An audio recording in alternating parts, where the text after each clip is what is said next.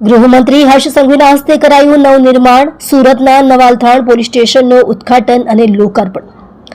જનભાગીદારીથી 2 કરોડના ખર્ચે બનેલા અલથાણ પોલીસ સ્ટેશનનું લોકાર્પણ કરાયું। જનભાગીદારીથી 2 કરોડના ખર્ચે અલથાણ પોલીસ સ્ટેશનનું લોકાર્પણ ગૃહમંત્રી હર્ષ સંઘવીના હસ્તે શનિવારે કરાયું હતું। આ અવસરે અઠવાલાઇન્સ પોલીસ ભવન ખાતે રાજ્યના પ્રથમ ટ્રાફિક પોલીસ કંટ્રોલ રૂમનું પણ ગૃહમંત્રીએ લોકાર્પણ કર્યું હતું।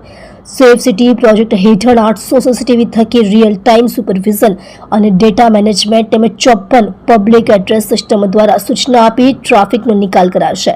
આ પ્રસંગે ગૃહમંત્રી હર્ષ સંઘવીએ જણાવ્યું હતું કે ગુનેગારોના મનમાં ડર અને સામાન્ય નાગરિકના મનમાં પોલીસ પ્રત્યે વિશ્વાસ હોવો જરૂરી છે।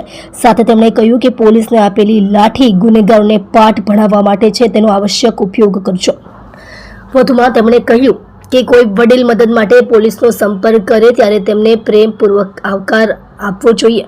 સ્કૂલ કોલેજની નજીક મેડિકલ સ્ટોર્સમાં નશામાં ઉપયોગમાં લેવાતી દવાઓ વેચનારને પકડવા ગુજરાતભરમાં પોલીસે ઝુંબેશ હાથ ધરી હતી, જેમાં 7,500થી વધુ મેડિકલોમાં ચેકિંગ કરવામાં આવ્યું હતું। સચિન જીઆઈડીસીમાં સૌથી મોટું પોલીસ સ્ટેશન બનશે। ગૃહમંત્રીએ કહ્યું કે સચિન જીઆઈડીસીમાં 3000 ચોરસ મીટરમાં દેશનું સૌથી મોટું અને અદ્યતન સુવિધાથી સજ્જ પોલીસ સ્ટેશનનું નિર્માણ કરાશે।